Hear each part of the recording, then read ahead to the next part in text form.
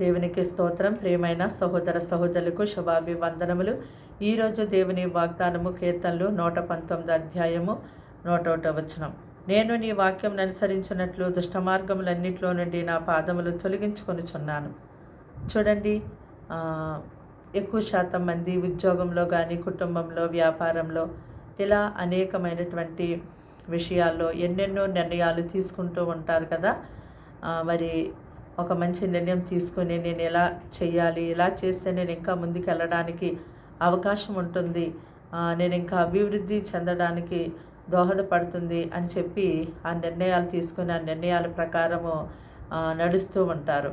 అలాగే ఆత్మీయ విషయాలలో కూడా ఆత్మ సంబంధులుగా జీవించే నిమిత్తము మరి అన్యాయము, అక్రమము, దుష్టత్వం, దుర్నీతి, అలాగుననే లోకములో ఉన్నటువంటి ప్రతి నీచమైన కార్యములను విడిచిపెట్టాలి.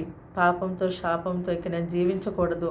ప్రతి దుష్ట మార్గములన్నిటిలో నుండి నా పాదములను తొలగించుకొని దేవుని యొక్క వాక్యాన్ని అనుసరించి ఆ వాక్య ప్రకారం నేను జీవించాలని ఒక మంచి నిర్ణయము ప్రతి ఒక్కరూ తీసుకునేవారిగా ఉండాలి. ఇది దేవుని చిత్తము.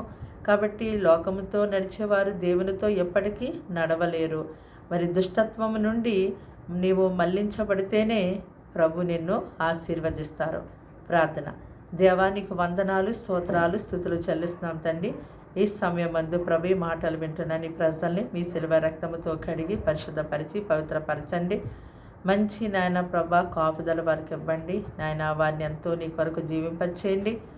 అయ్యా, దుష్ట మార్గములన్నింటిలోని వారి పాదములు తొలగించుకొని నీ మంచి మార్గంలో నడిచి నీ యొక్క ఆశీర్వాదములకు అర్హులుగా వారు జీవించడానికి సాయం చేయండి ప్రభా.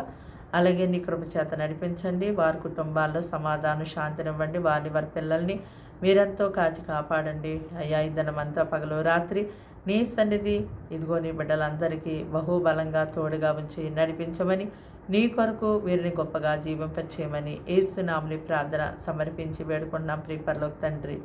ఆమేన్.